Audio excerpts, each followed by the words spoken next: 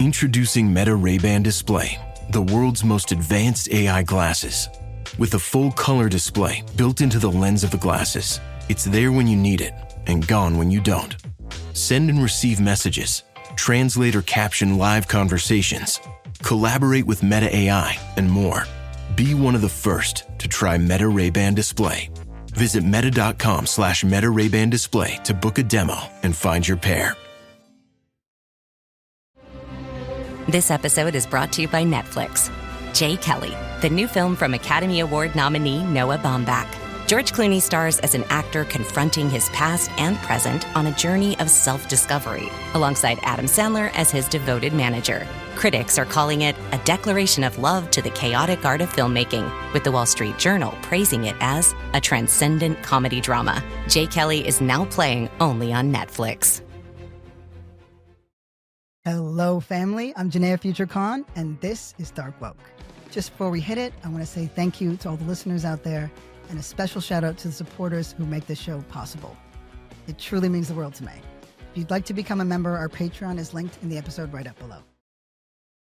Family, the girls are fighting.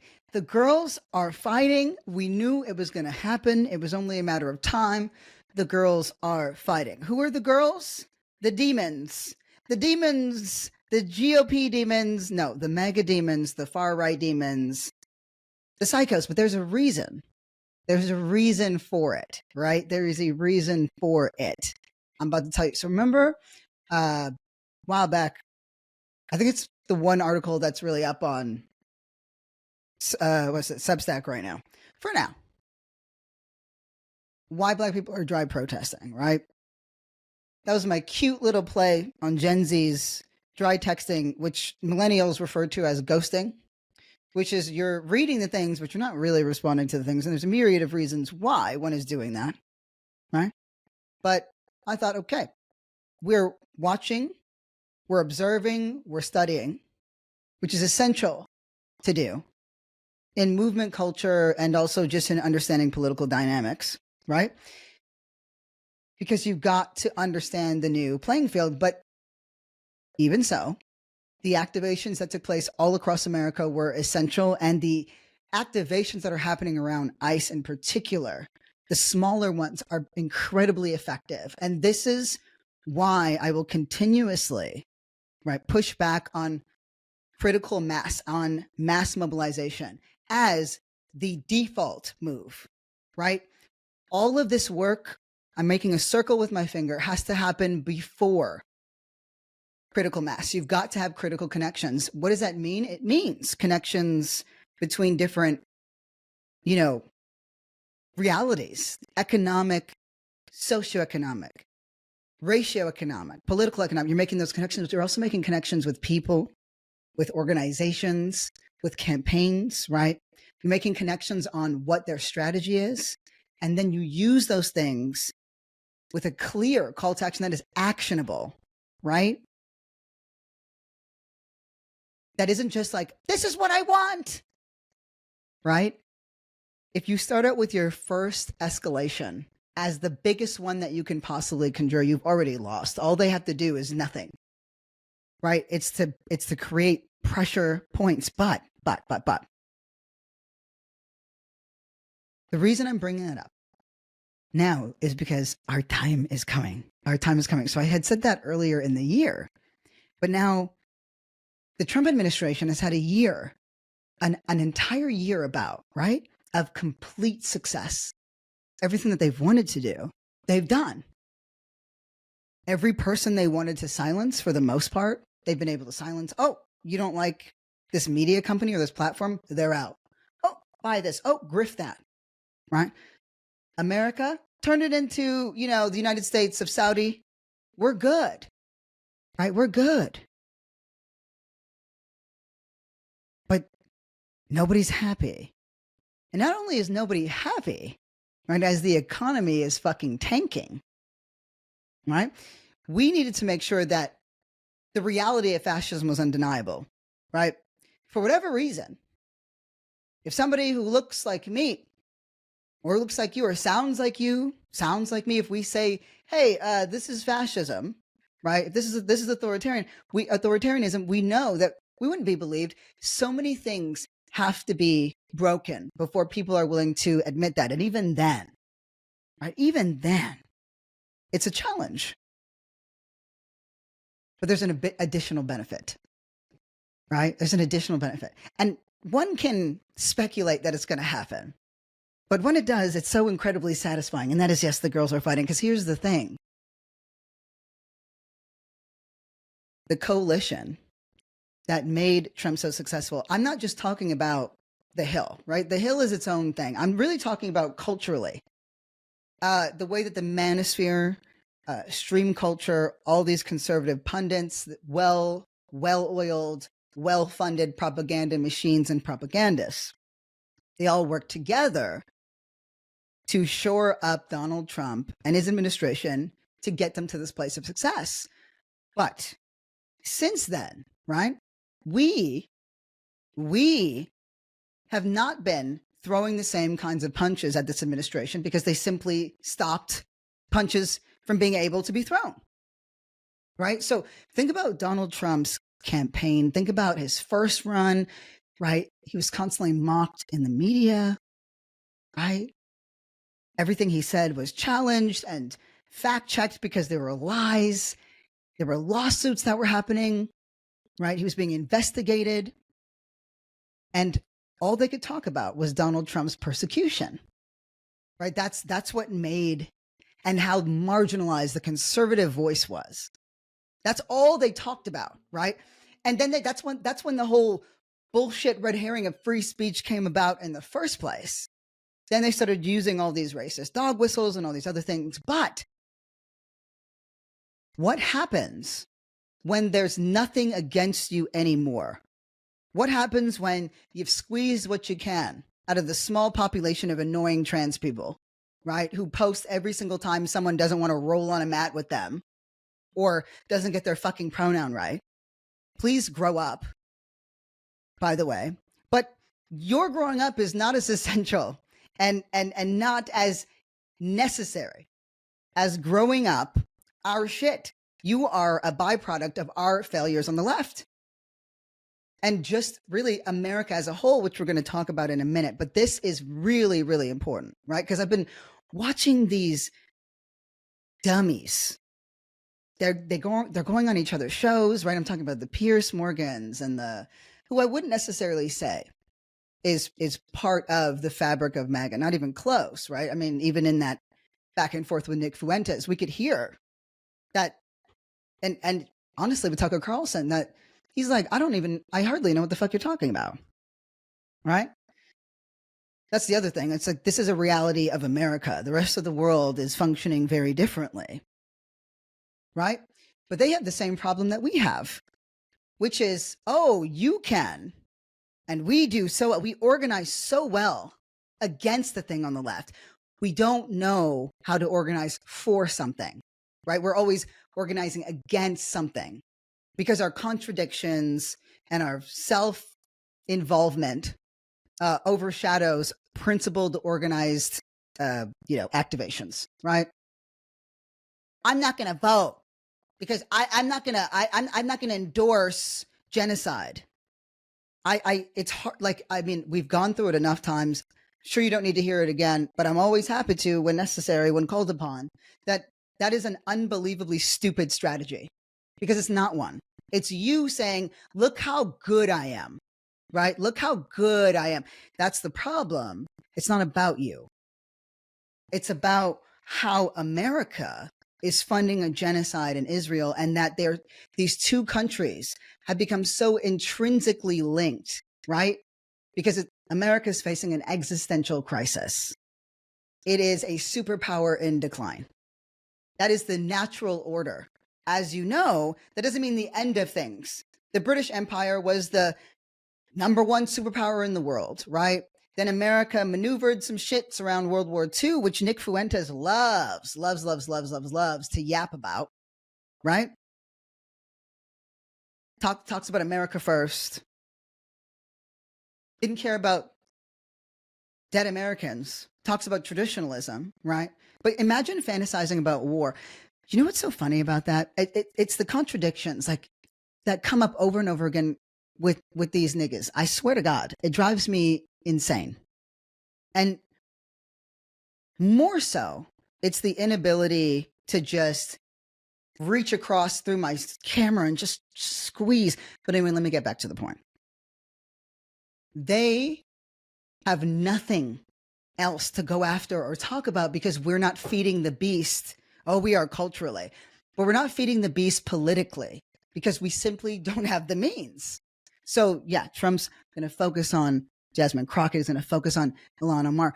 It's not a coincidence, by the way, that it's Black women. Black activations represent the single greatest threat to this administration because there is not a more storied or successful set of actions in American history than what Black Americans have been able to accomplish, and how that made possible for other people's rights, the LGBTQ community, right? Women's rights, labor rights. It amazes me how when I came to America, that was the labor was not something people were talking about. It was very confusing. I mean, I know there's a million different Americas, so probably if I was in New York, it would have been a bit different, but they definitely weren't talking about it here. But the worker strike changed that. This additional benefit is something that we need to pay attention to, but also just fucking enjoy. It's hilarious. Let me give you a little insight into what kinds of infighting have been happening, but I do want you to see what I mean when I say, look, we were disempowered. So this is not the way, ideally, right? Not feeding the beast works, but left to their own devices, right? Evil requires and demands performance. And when you constantly peddle in conspiracies and lies, well, you got to keep making that shit up. And if it's not us, right? If it's not us that's giving you the fodder that you need, you're going to turn on each other. That's one of the things that always drove me nuts about the left. It's funny to see it happening on the other side, right? It drove me nuts on the left. You know, and then we'll get back into it, but I do think I'm going to leave this, like, as opposed to like really unpacking it. I'm going to leave this with us. It was really interesting. I had a great back and forth a few years ago with a trans guy friend of mine.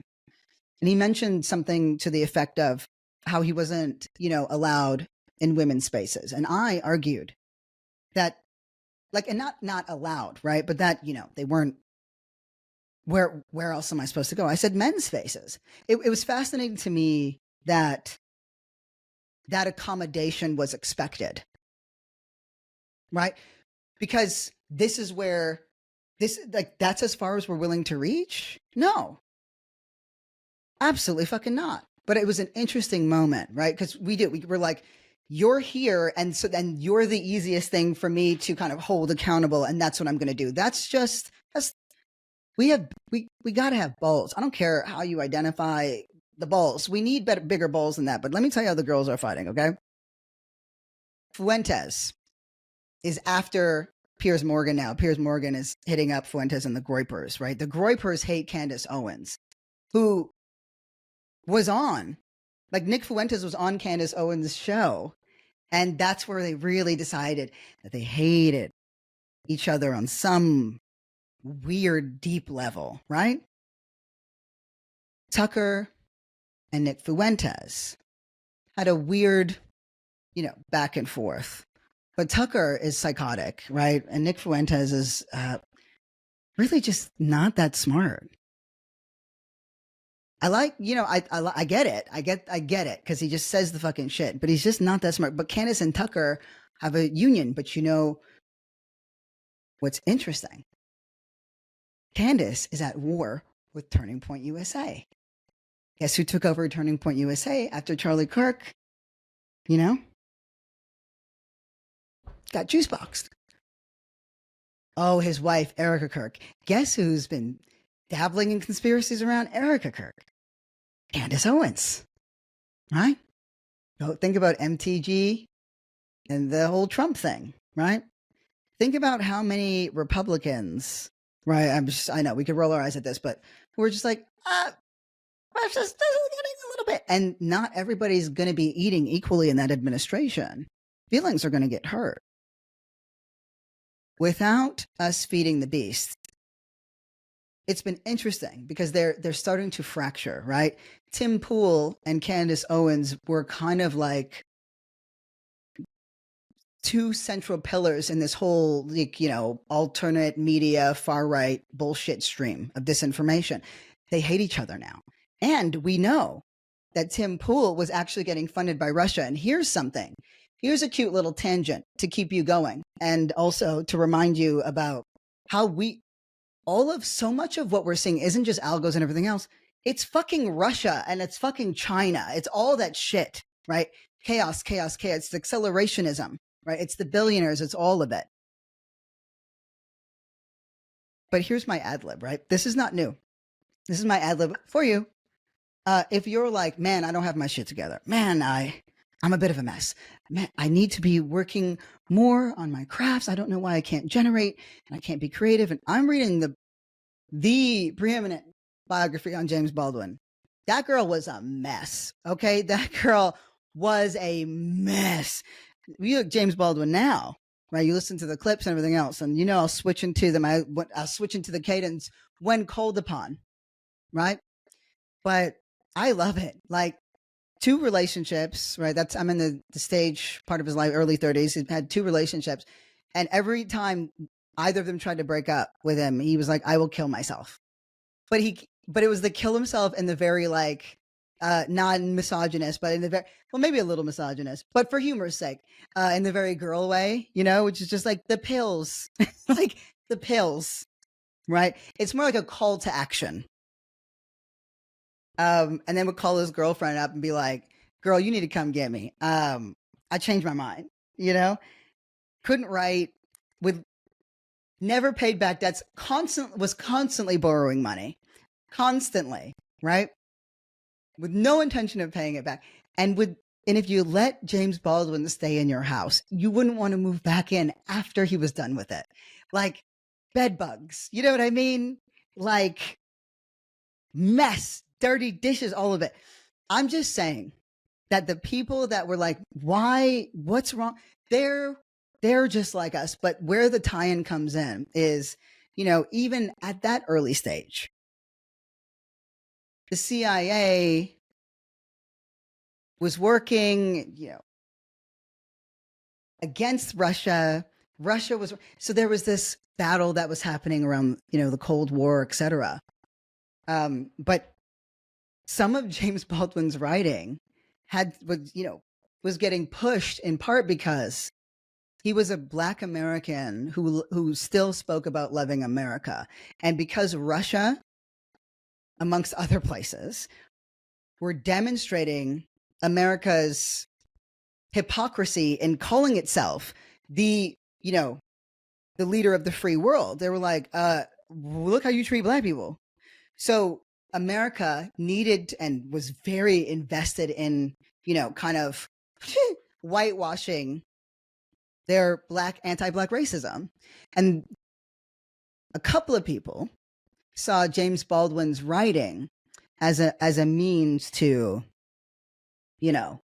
push back against it, right? See, we're going to uplift this Black man, right? I mean, people knew, but he had to keep it on the, on the low about being gay because people were stupid. But it's really interesting. It's really, really, really interesting because I'm like, oh, it always sucked. By the way, go ahead and check that essay out. Everybody's protest novel. So fucking peak. So peak. I mean, I'm going to go ham on that because I think there's something, all of these things will eventually be writings. But anyway, go back to the thing, okay? They have the same problem that we do. They need us. We don't need them, but they need us. We are the artists, the painters, the makers, the thinkers, the writers, right? So what do we do with what we know? I want to applaud our restraint. I just want to say that, right? The cracks are starting to show. I said it would take about a year for us to study and see. Now there's been possibly, very likely, irrevocable damage. But like I said, shit's starting to move. If I had, and if any of us had tried to create conditions for a new kind of movement, it just wouldn't have been possible. Anyway, I just jumped into that, what we're going to be talking about here. Because I want to finish on maybe a little bit of the free speech stuff so you get a sense of where things are headed, okay? Because I kind of kept that on the low. We're going to be talking about COSA, okay? We're going to be talking about COSA, which touches on social media, which touches on AI. We're going there, okay? This isn't something that is getting a lot of attention. This isn't something that everybody knows about. But there's a very important vote happening on Thursday. And in a moment when we know for a fact that social media has irrevocably damaged our generation, society, all the shit, right? That things are at surveillance. A while back talked about ICE. It's surveillance technologies, right? We know all about data mining, right? We've talked about all of these things endlessly. Why is COSA important, right? Why does that piece of legislation matter? Kids Online Safety Act, that's what I'm referring to, okay? I saw something say that tourists to the U.S. would have to real 5 years of social media activity, right? According to Trump's plan. But here, of course, we know it's not going to be evenly applied, right? 5 years of social media activity. We've seen rampant McCarthyism thanks to Jewish extremists and their stronghold lobbyist groups in the United States. Now, the Trump administration has worked in absolute cahoots with them, but also they're very deeply invested in the same things. So what happens, right, when we finally see something that maybe is responding to a major social ill that we know children need to be protected from, right? I don't need to tell you the I was going to say binders. And I was like, when's the last time I thought of a binder as like, the thing with papers in it instead of like, what trans guys use for the chest. It was kind of funny. I was like, huh. Anyway, there's tomes of, data on its impact on youth, what it does for, how it rewires your brain, emotional regulation is more difficult, thinking is more difficult, exposed to, predation, weirdos and opinions, all this shit, right? So isn't a social media ban for teens a universal good? Right? Isn't it? Isn't that what we want? That's not what COSA is. That's what it's presenting itself as. But it has nothing to do with that. And I'm going to say this, because when you take a second, it's very obvious, right? It's very obvious. Our political leaders are currently toothless and useless, but things, they're going to get their shit together, some of them, right? And we'll back those ones. But the actual political leadership in this country, the Trump administration, has gutted every federal good, every public good, every service from the public education system, right? Right down to the goddamn post office, trying to get rid of. They're anti-science, right? Anti-vax. We got measles making a huge fucking rush for it. Everybody's talking about this honestly brick-brained bird who couldn't write a goddamn essay in Oklahoma. And that's what the Republicans and Turning Point USA, that's what they're covering. Meanwhile, you got hospitals in rural Oklahoma that are getting shut down or facing it because they're not getting funds. So the very people that you claim to care about, that you convinced to vote for you, are suffering because of neglect. But don't worry, because in the face of closing hospitals in rural communities, right? There's a very clear solution. Just send tens of billions of dollars to Palantir, right? And then use that, right? Oh, you know what? Throw Raytheon in it and then use that, right? To destabilize another country like Venezuela and spend hundreds of billions of dollars more to combat right? All the ensuing violence and discordance that happens after that. Right? That's what you do when hospitals are getting shut down in Oklahoma. I fucking hate it here sometimes. Like, it's not, it's that that evil exists is not the problem. It's that the people, like, okay, Alex Cartwright, this Palantir fucking loser, was like coked out of his goddamn mind the other day at some presentation, right? I don't even want you to hear his stupid little voice. But he was just like, nobody cares about, the white, young white working class men and, are getting left behind. And then here comes Elon Musk's dumbass. And he's like, agree, right? Because they're peddling the same bullshit. These are the folks that have created the conditions for why people are suffering, and particularly young men, in the first place.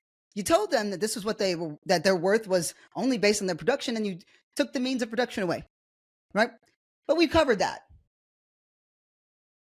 I just got pissed off for a second. Okay, one more fucking thing, okay? Oh, we care about young men. We care about young men. We have to stop these wars. You're continuing them. You're creating conditions for them, right? And you got idiots like Nick Fuentes talking about how amazing World War II was. Why don't you go ahead and look up what made fucking the DSM fucking, what is it? Right? The Diagnostic and Statistical Manual of Mental Disorders. It's first edition, right? Why don't you go ahead and look up when that was published, right? By the American Psychiatric Association, right? It was the first official manual to standardize mental disorder definitions for statistical record keeping. And guess what? It was heavily influenced by, right? Psychoanalytic theory and military psychiatric needs following World War II. And you want to know why? Because people were coming back from the war, traumatized. They beat the shit out of their wives. They beat the shit out of their fucking kids. They didn't talk about a goddamn thing. They were haunted by everything that they saw and did for the rest of their lives. But no, go ahead, right?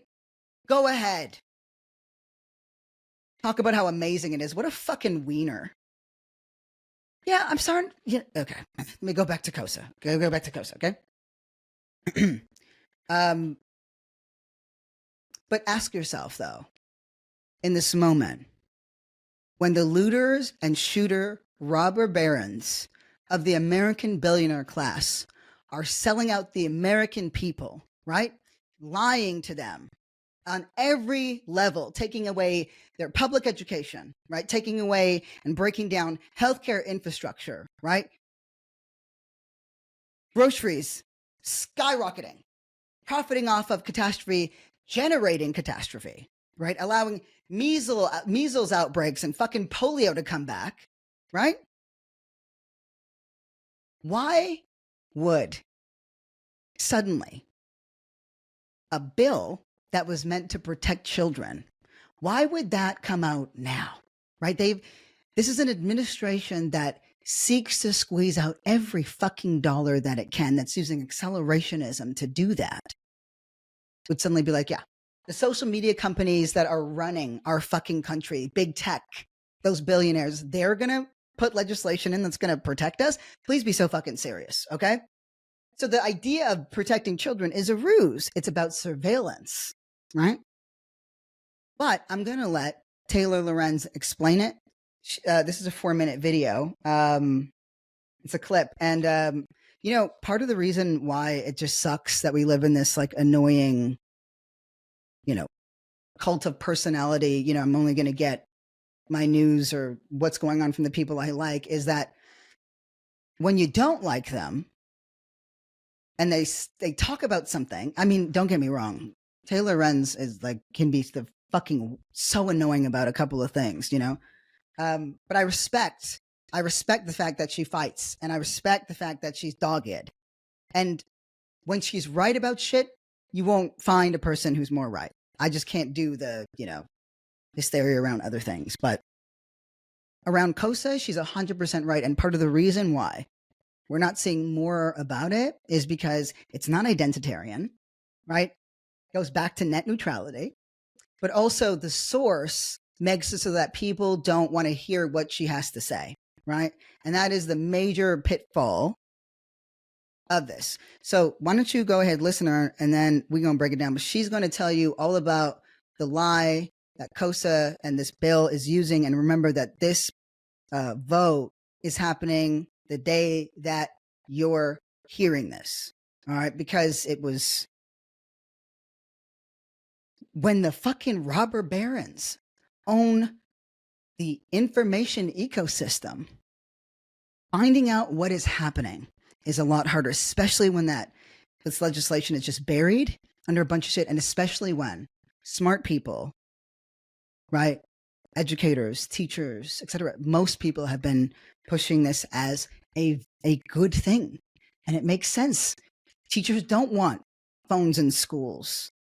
We know that it's robbing joy, but that's only because of how it's used. It's been a value add for teenagers in a lot of different ways. But let's let Lorenz cook for a minute.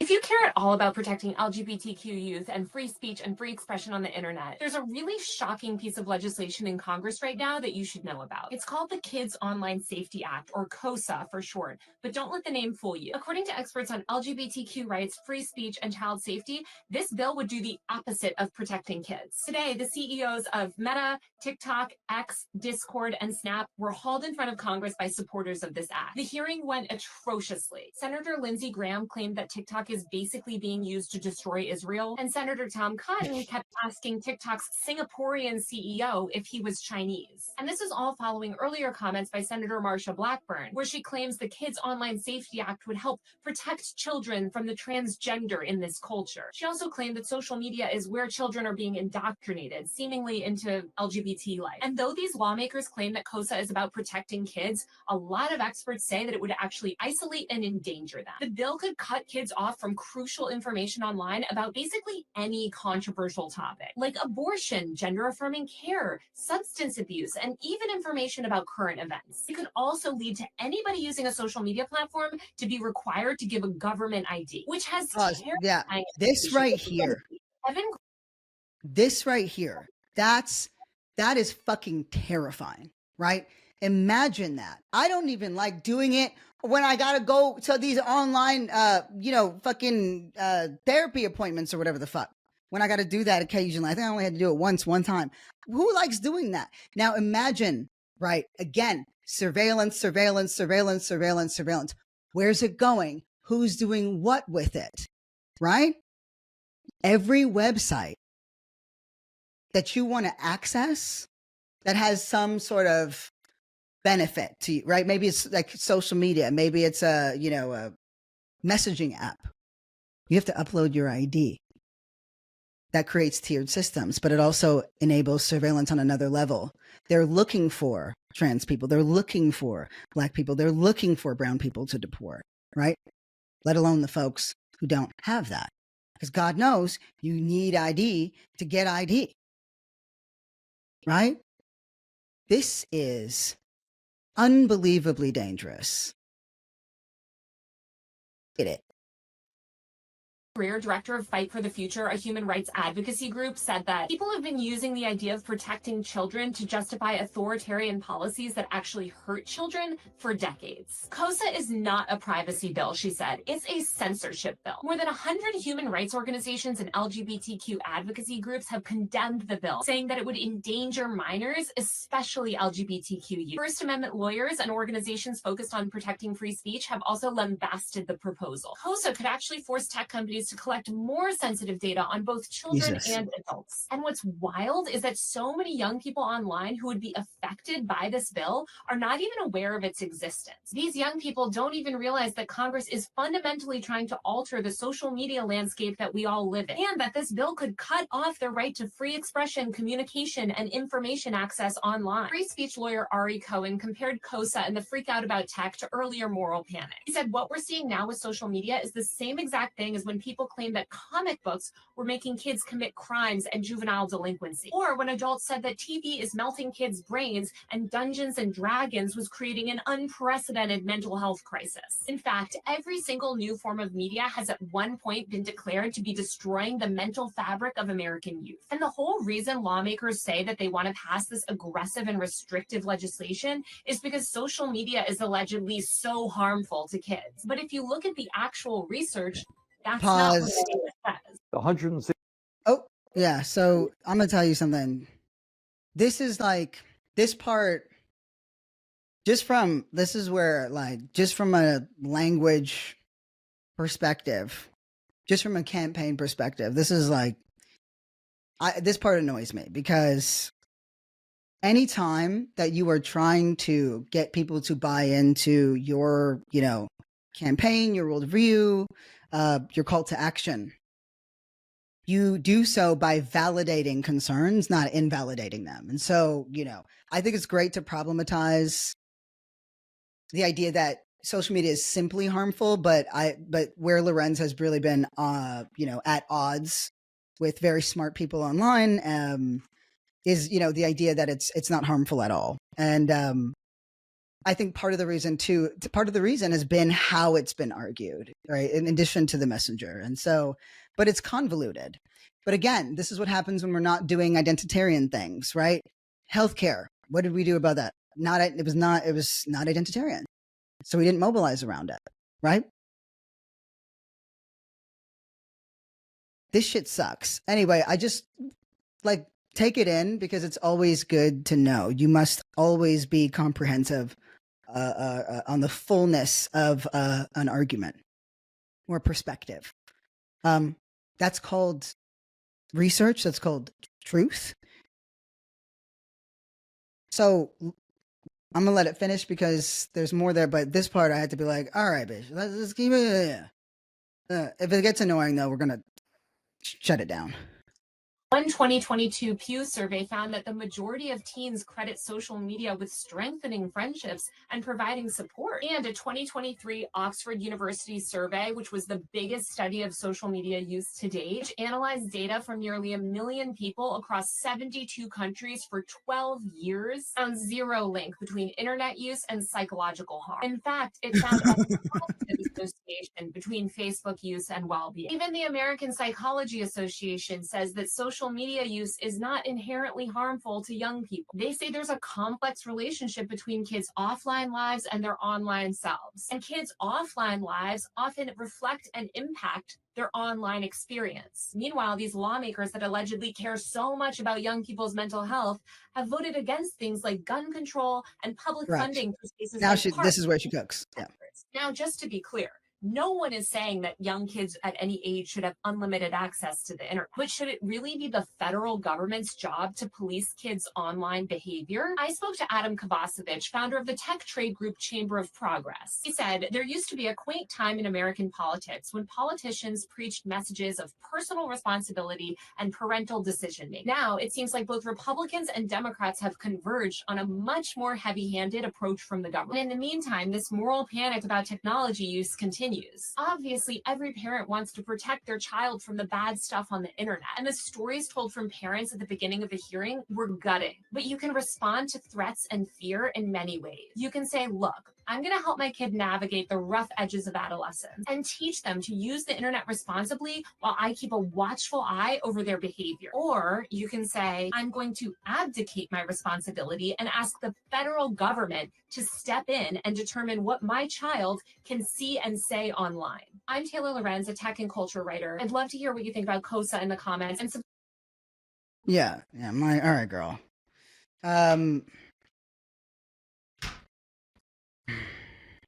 Look, y'all. So, whenever something like this comes about, one of the first things you should do is ask yourself, where else is this happening, right?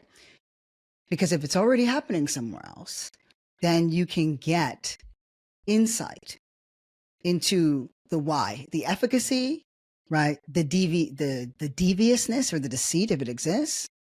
When does anything good happen anymore without some major profit incentive? I long for the days of internet dudes who are just like, oh, wow, we made this cool thing. Here, guys, here, world, everyone can use it. So Australia has already implemented a youth ban, right? And it's not, I need y'all to understand that it is real. Like, remember, in the same way that everything that we're seeing and experiencing online is being curated by an algorithm that can be tweaked to show us whatever the tweaker wants us to see, it should come as no surprise that you simply need to flick a fucking switch. It's, Corey can explain it better. I don't know how this shit works. But yeah, they could just say, yeah, that's it. We need proof of age. And so online, there have already been many, many young people in Australia who have found different ways to say, I've been banned. I have to, I'm too young, or I have to upload, or I don't have ID. And I know some of you are like, I didn't even know they had the internet over there. I hated it there so much. Love the abos though. Love that community. Ugh. There's just something, it's just, I learned that tanned whites antagonize me. Like just seeing that many without shoes on, and there was too many mullets. And the country is just way too expensive for me to have to see that. Anywho, so how's it going over there, right? Everybody's pissed. So why did it happen, and what was behind it? Okay. There's this news site called Crikey. Okay. I had to look it up because I'm like, oh, okay, good. They're real. They're real. They're like drop site news. Okay. Because it's really hard to find data and information on, especially when something is new, right? These stories on the impact and the damage, they don't come out until sometimes years later, decades later even. So what was it? Was there a for-profit incentive?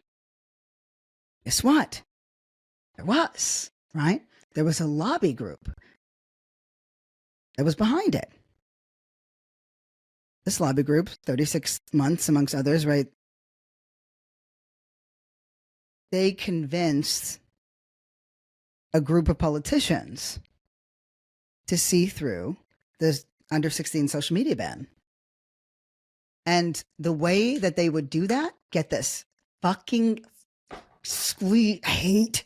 Do you want to know how they would do that? How they were going to implement the ban? Because again, right, different people are going to use different technologies and whatever. And nothing like inventing a new technology, except it was already made, and then you have to create conditions for you to profit off of it, right? So in the time that they took to, lobby and convince and write up the legislation, whatever, right? They launched an AI-powered well-being intelligence system to track, monitor, and manage student well-being. Right? Lobbyists were getting paid.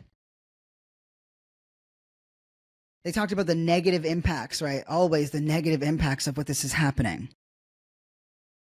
Here's the thing. This whole 36-month thing after, this campaign after it was launched, the law passed Parliament. So we know that the ban is in effect. Was it popular? Was it popular in Australia? Here's the thing. It did. It was hugely popular. But there was an opposition of more than 140 Australian academics and civil society groups. What happened to all these free speech losers? Because of course, what we know is it's really not about children's safety. It's about data mining, data collection, surveillance. Because ultimately, it always comes down to supply and demand. And that's essentially where we're pivoting to now, because that money was involved, and that money is involved is undeniable.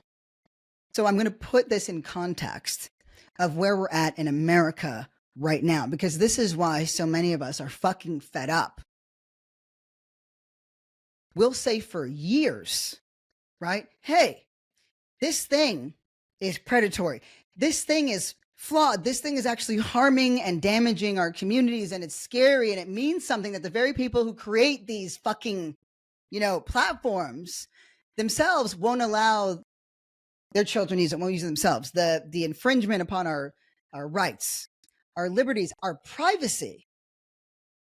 But these weren't issues that concerned us as much as identity, right? And that's true across the board. Because I can gain a following.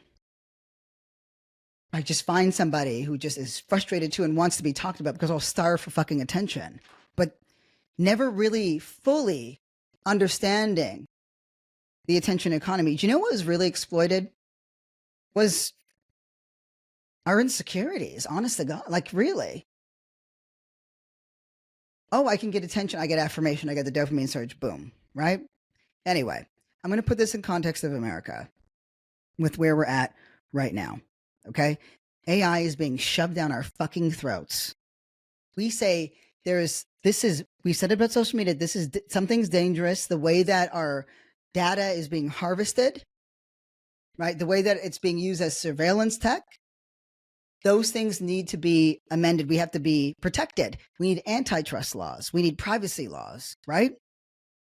And years later, after an incomprehensible, immeasurable, perhaps even incalculable amount of damage is done to society, which we're still living in, but they don't have to, right? All they got to do is keep building their fucking bunkers everywhere, which, by the way, won't work.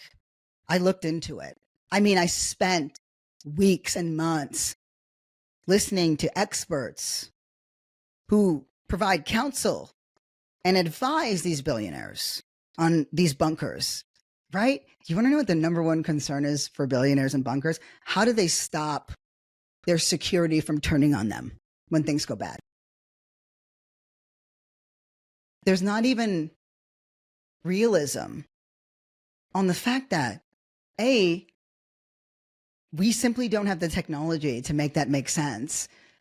If all you have is what's in there and your irrigation system, which is intrinsic to your food supply, to health, to clean water, etc., becomes contaminated, you're fucked. It amazes me that it makes more sense to manage for that reality than just fucking redistributing wealth. That's pathetic to me. That's honestly fucking pathetic, right? You'd prepare for a civil war, hiding underground like a fucking rat, rather than live in a healthy, functional society. Whatever, right? We say these things are a problem, and our fucking useless Congress somehow aligns on this. I'm like, okay, yeah, years too late. We're gonna do something about it, and this is what it is. And then people who have been campaigning and advocating, they're like, okay, finally. But then it takes actual fucking experts and investigative journalists and surveillance experts and all these other things say, wait, hold on. This is bad. But by then, kind of too late, right? We call our representatives, just because this bill is there doesn't mean it's going to pass. But considering who's invested in it, happening, because again, it's always about data mining. And it makes sense. There's two things that happen when people think data mining. One, I'm not doing anything, so I don't got anything to worry about. But two, why would I think that, what I have in my head is important, or, what I like is important? It's not it's what is profitable. We've become, oh my God, we're just those fucking biological fuel in the matrix. I just realized we're already that in a way, not our physical bodies, but don't worry, they'll break down enough over time because of all the diseases that are going to be running rampant and their lack of fucking health infrastructure. Don't worry though. I do believe we'll find there's going to be dignity before we're done. I promise. But, you get this thing put in front of you and people think, okay, finally something good. We're constantly looking for good, for something, for rightness to just correct itself, because there's hope.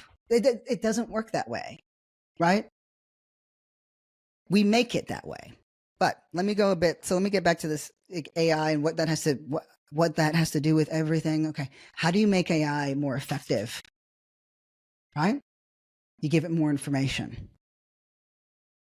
But how to meet human needs. Do you want to know what the number one use for ChatGPT is right now? You can look it up. This is a fact. Therapy. Nobody has friends. Nobody feels like they can talk to people. And I'm saying nobody, but I'm saying enough people that's the number one use of ChatGPT. Therapy. Processing feelings with a sycophantic algorithm, right? That gets edited like that, but that's incentivized to just keep you online, keep talking to me. What it does is and you could see it in language, it isolates. I mean, seen it with this, with the teenager who committed suicide and been reading about it ever since. It isolates you from everybody else. It tells you that nobody really gets you, but it sees you. And it's just good and it's moral and it's neutral, right? Because that's how this tech has been, an accelerationist theory has been presented to us in the way that this has been presented to us. And this is what I mean when I say it's a fucking grift, right? I'm just going to name some random data points, okay? Not many. One or two. Then I'm going to let my little matzo ball talk, okay? Because this is the next big thing. You would get that. They can't profit. The profit that they require, right? The gargantuan, incomprehensible amounts of money that is required to keep building and generating more fucking wealth.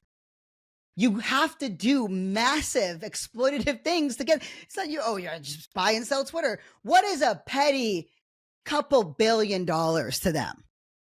Right? No, this is the next venture. And a sad, sick, isolated populace ensures that we're forced to use it. You're about to hear Bernie talk about data centers, okay? I'm going to put it in context of what we're talking about right now. Because all of this is connected. Sam Altman, that fucking lizard freak, just like the rest of them, talking about, I asked ChatGPT for everything. Nah. Yeah. He's got a vested interest, just like all these other, through OpenAI and every other one of these billionaire, big tech fucking robber baron losers have. And they are all putting all their chips in AI because that's the next big fucking grift.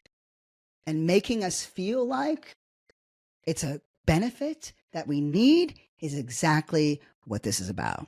And all of this is this whole new COSA thing. It's connected to it.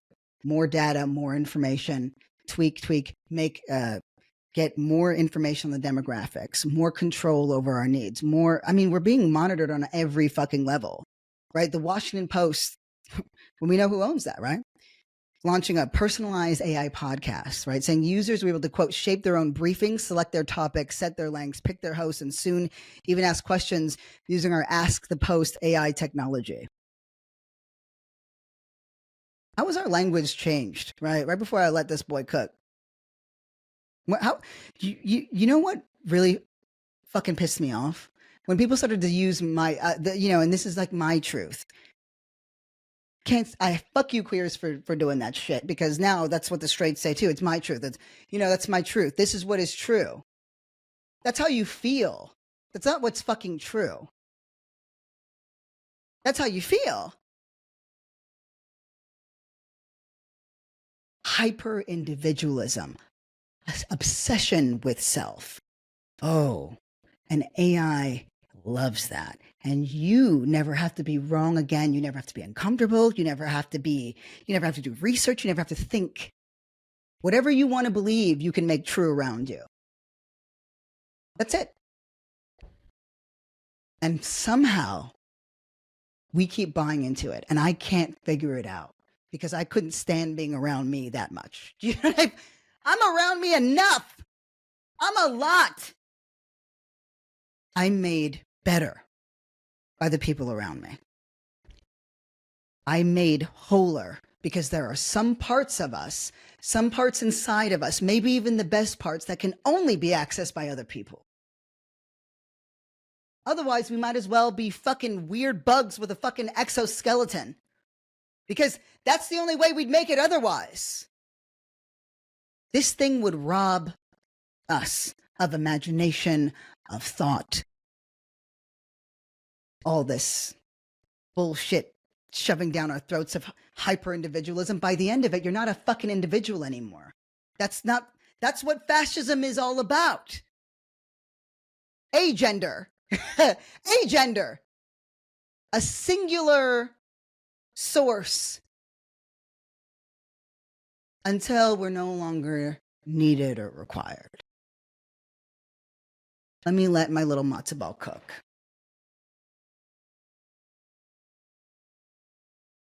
$165 billion data center that OpenAI and Oracle are building in Abilene, Texas, will use as much electricity as 750,000 homes, one data center. Meta is building a data center in Louisiana, the size of Manhattan, that will use as much electricity as 1,200,000 homes. In community after community, Americans are fighting back against data centers being built by some of the largest and most powerful corporations in the world. They are opposing the destruction of their local environment, soaring electric bills, and the diversion of scarce water supplies. Nationally, how will continued construction of AI data centers impact our environment? All right. $900 million, right? We could talk about it. There's so many areas to touch on here, right? There's the environmental factors, right? The amount of electricity and water consumption, right? Because that's the thing. AI takes an incredible amount of resourcing to keep generating, to work, right? You got to put that somewhere. Put it in Black communities, put it in brown communities, but what the fuck do we care, right?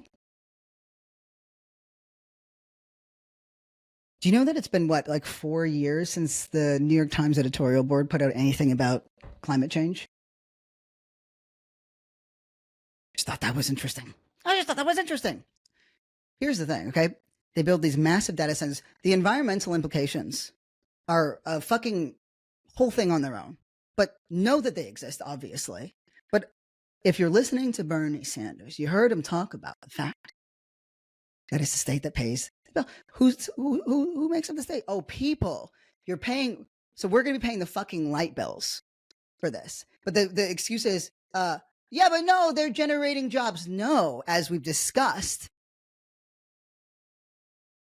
they destroy the infrastructure of these billionaires for jobs to exist in the first place. And I mean, well-paying jobs, right?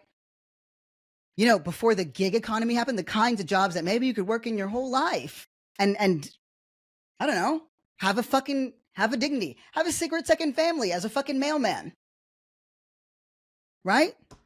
Oh, no, I can't explain to you that every person that's championing AI is how much they're a fucking loser. I mean, it freaks me out. It really freaks me out. But it makes sense, right? Just drinking the fucking juice. But this is what I want you to think about. Okay? Because again, it's all about, no, curating to my taste, my needs. I want you to think about how that's infected our leftist movement culture, right? Me. Oh, yeah, well, I'm going to blow up this whole fucking meeting because the term agenda is colonial. I thought my emotional needs were going to be met in this place. I didn't know we were going to be doing other things like organizing.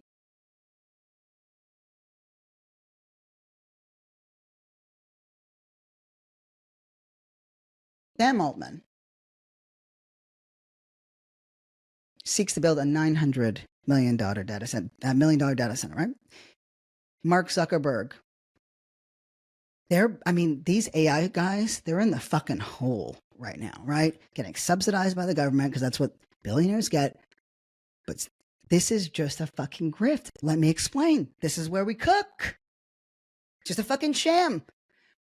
What's happening with these data centers, right? Specifically around AI and its use, right? How it's being sold to us is no different than the private prison industrial complex, where you have these private prison barons, right? Who would build more and more prisons, larger and larger with more cells, despite the fact that crime was going down. Because once you create that thing, then you create the demand or the supply. It's supply and demand, right? Money was put into it, investments were made. Now the supply has to come in. It's because you created the demand for it. People need to get their money back, right? You need to get your money. You need to make more. So it wasn't that crime was happening and that there was a problem that was happening and needs to be solved at the scale that, no, they built it to make it that way. They made prisons in America in Black neighborhoods that were based on elementary school scores. Supply and demand, right? That's the school to prison pipeline for you, right? The Trump administration and the billionaire class cutting all of our federal infrastructure, all public goods and services to cover the spread that their tax breaks created a deficit for. That's what this is. That's all this is. These major data centers, right? Well, they're going to cost so much to make. They're going to cost so much to fucking upkeep. So you have to make sure that enough people are using it and want to use it, and you mine enough out of it that you can cover your fucking spread. This isn't about anything that we want or that's good for us. AI is not being used to actually address the ills in society. It's being used to capitalize it because it's a fucking tool. But there's no bigger tool in the eyes of American billionaires than us. We are just a means to an end. Destroy human beings just to make a little bit more in your grotesquely already bloated fucking billionaire bank account. What the fuck is happening? And the whole thing is fucking speculative smoke and mirror bullshit anyway. Crypto, big scam, big fucking scam, big scam. That's all this is. See this COSA legislation and all these things moving forward. They have to take more and more, because that's how you keep feeding this fucking endlessly open mouth that is the billionaire class. It is wealth hoarding. We could literally be living in paradise everywhere, but for this bullshit. So that's it. U.S. billionaires have seen their wealth grow what? Since last year, 20%? I can't even calculate that amount of money. I think collectively, U.S. billionaires have like $7 trillion. What's our national debt? Right? That's not really the question, though, because we went over the whole thing with how the way that the deficit was being propagated by the Trump administration was actually incredibly misleading. But more importantly, right? U.S. billionaires saw their wealth grow by 20%. How much did yours grow? And you know what you said? You said wealth. Wealth? Yeah. That's right. Scam, grift. So some COSA CTAs and just keep in your back pocket. I don't know, right? We may have time to intervene, but even if not, it's always good to have the fucking blueprint, okay? So the House Energy and Commerce Committee, they're moving full steam ahead for this around several age verification bills, right? COSA is the main one. That's again today. This is all about net neutrality. It's all about privacy. These are things that as a left, we failed to make compelling cases for because they weren't sexy. That's over, by the way. That's done. There's different guides online. But one, so I just pulled some information from one of them, and they're very easy to find. If you just put up COSA voter guides or, the number to call your representative, but 202-224-3121. No on COSA, do not repeal Section 230, no online digital ID laws, no age verification laws, right? But God, aren't they good at manipulating people? If I went to this with anyone who just kind of barely knew what the legislation was, they'd be like, I don't get it. Why wouldn't you want this? It's about keeping young people safe. They've gotten good, but we're always better. And that's what's important to note. And I'm going to end on this like free speech thing real quick before I tell you. I'm going to bring up, Cory Doctorow, the guy who wrote the enshittification book, because it's just a reminder about how easy it would be. It's like he just kind of gives like a 4-point, pillar blueprint for how we actually could get the internet back. And it's always good to remember those things because it seems like we simply couldn't win under these conditions, right? But that's the point. That's how we're supposed to feel. We'll play that. But for the free speech campaign, it is moving forward. It took a minute because we had to study and you had to have the right partners. You got to, you know what I'm saying? So, but it's the infrastructure is getting built out. I'm going to be writing up material and sending that over, blah, blah, blah, blah. But coalitions are starting to happen. And here's the thing. It's the hardest thing about free speech is it's not sexy. I just have to make it cool. You just have to make it cool. We just have to make it cool. That's easy. But the thing that matters is we have to work twofold. One is the obvious actual reality that our free speech and our rights and our protections are absolutely out the fucking window. And that those free speech laws were around protecting people's right to protest, to criticize the government, etc. Right? But there's the other side, which is the cultural side and how free speech has been manipulated. So it's like, Tucker Carlson, for example, those likes. But how many times did he say, it's just my opinion? Nothing wrong with having an opinion. I have an opinion, right? God, that's nuts. If we cannot, and this goes back to yesterday's episode, this is what we need to be mindful of.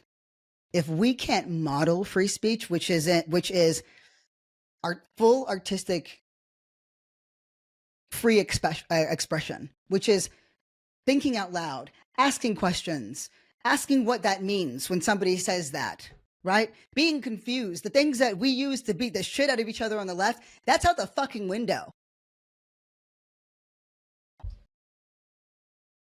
If we can't model free speech, we're never going to fucking win it. And what do I mean when I say free speech in this context? Critical thinking, curiosity, right? Rejection of self-obsession. And the idea that your feelings are facts or that your worldview is paramount. It isn't. You're not. That's what your friends and fucking family are for. And if you don't have enough of those, I totally get that. But you know what? Drop me a fucking DM. It's hard work out here. Okay? I just started leaving the house again, and it is rough. I'm incredibly off-putting for most people. By the way, I already have been. Friends will roll their eyes, but then other friends are like, a little bit, yeah. You know what I mean? That's balance.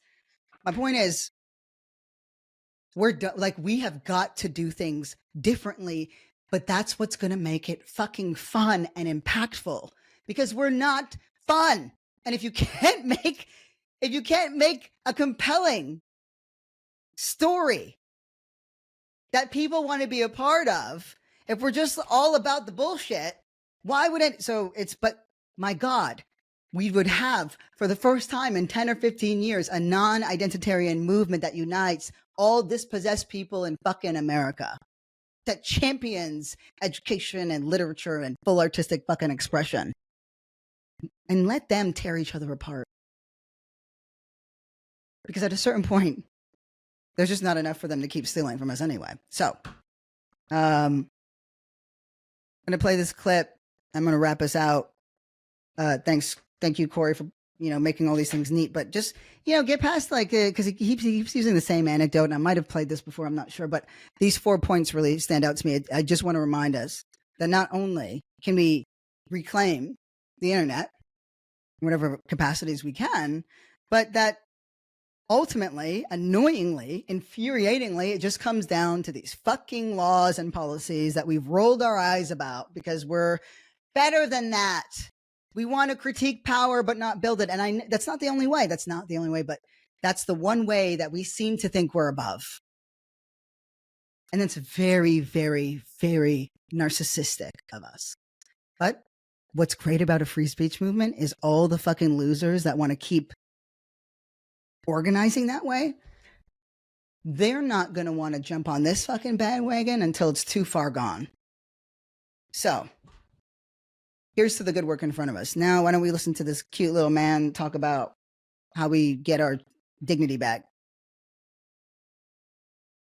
The thing is that tech bosses want you to think that having normies accessible on the internet is somehow inseparable from them harming us, right? That there's no way you could have friends without Mark Zuckerberg being in the conversation. There's no way you can search the internet without Sundar Pichai knowing what color underwear you're wearing. There's no way you could have a phone that works unless you have a factory in China with a suicide net around it, right? Sure. And I think that these are absolutely separable. These are not things that go together naturally. These are things that they have glued together. And my goal is a good internet where we take the parts that we like and we make them easy so that our friends can use them too. And we get rid of the parasitic billionaires who sit in the middle and ruin everything. Sure. They do. Okay. So, look, I mean, I agree with you, get rid of the parasitic billionaires, but some of the problem with the internet are my friends. Those people also need to get off the internet. Okay, comedy, yeah, good. Now, right now. People can use technology in terrible ways. But I also think that, there's a lot of reasons to be angry right now, and a lot of them have to do with the conduct that gave rise to tech monopolies and other kinds of monopolies. Okay. Yes. Right? Well, before just because of limited time, I did want to talk about what is the solutions. Sure. You had some. So there were 4 things that used to keep tech companies in check, and we can bring them back. So one was that they had competitors. We can do antitrust again. It's not like it's trying to figure out how to build pyramids without power tools, right? We know how to do this, right? It feels like the pyramids are easier to build than getting antitrust laws back in. It took 20 years from the time we passed the Sherman Antitrust Act to the time we broke up Standard Oil. It's a long-term project, right? The best time to prevent monopoly formation is right now during the MAGA presidency. Yeah. This is the best time to do it. But we also need to regulate, and we're going to have to do this obviously now at the state and local level. So we have Lena Khan, who's now co-chair of Donnie's transition team. She's figuring out how to bring the same vigor that she brought. So we have lots of opportunities there.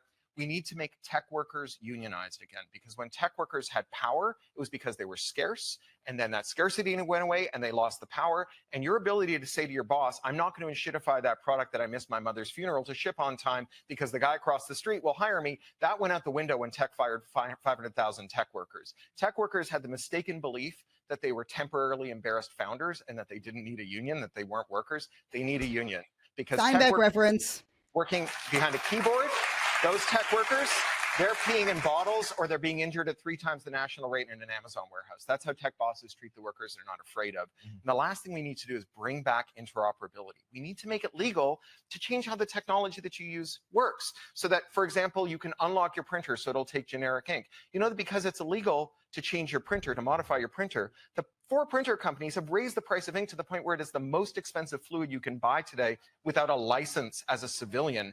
At $10,000 a gallon, it would be cheaper to print your grocery list with the semen of a Kentucky Derby winning stallion. Oh, wow. Right? So we need to just bring back interoperability too.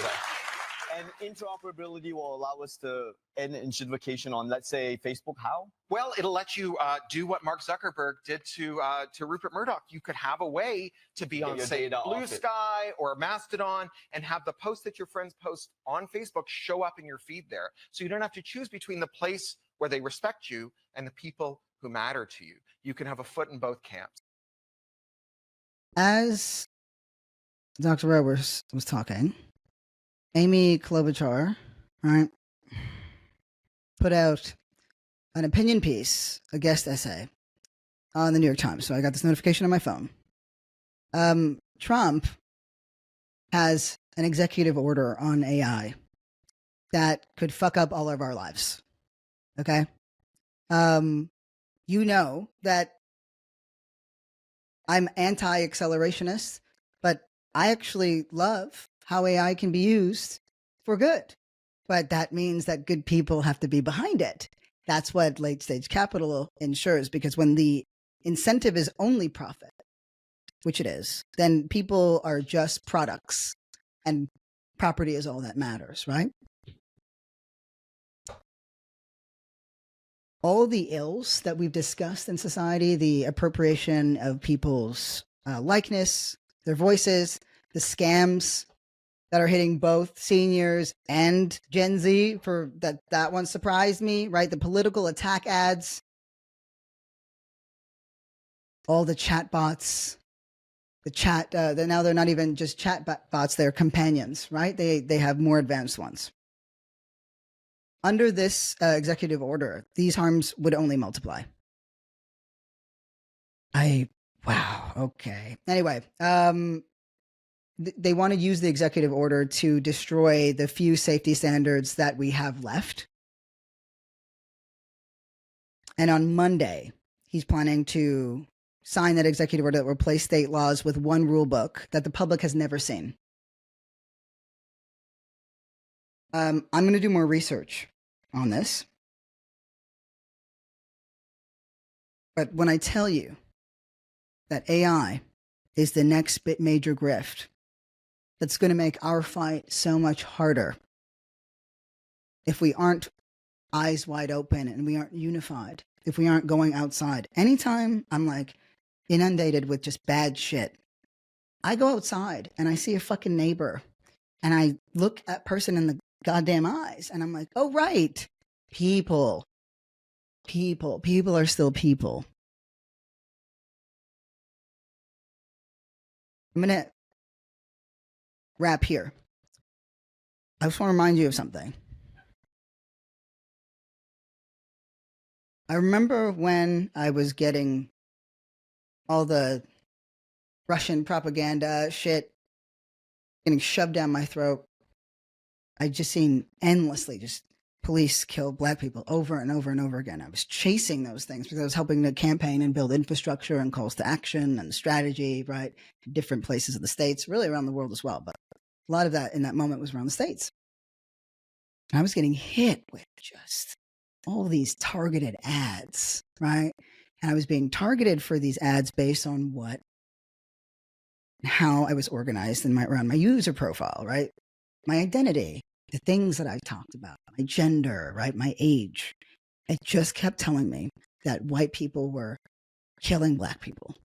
White people had hung black people in Mississippi. White people, and you know, our brains, the dangers with this shit is just because we consciously understand something is true, that's not how our brains work. Some part locks in. And not only was I protected and insulated from it, because it was impacting me, because I would look up every fucking ad. And I was like, oh yeah, this isn't fucking realistic. But it was the relationships that I'd built with, like, I don't know, it's like a handful gangster ass white people, usually older, to be honest. I'm talking 40s, 50s, 60s, like, who saw some shit, who've lived a life. That's what we have to do. It's really, really hard right now. But you've got to go into the fucking world, because that's literally what they're trying to take away from us. That's what I need you to understand. We're not losing to some fucking antisocial dweebs. Leviticus ass bitches. Are you kidding me? Don't even play in my face. So much more to talk about next week. I'm really going to look forward to what we're leaving behind in 2025. We'll have a good list. But yeah, we're winding down. This is a time to start thinking about what type of you want to be next year, right now, right? You've gone through so much. You've transformed so much. You're somehow here despite everything that's fucking happened to you. And I know that we're surrounded. Sometimes, the older we get, the fewer people we have around us that even know those versions of you that you carry around, right? Do something with it. Do something meaningful with it. Make sure that we can at least be proud of who we were under some of the worst possible conditions to be alive in. That's what we do. That's what we've always done. And for what we've been up against, we've been wildly successful. It's just that every time that we are successful, the thing expands, adjusts, educates itself, the system, and then comes at us again.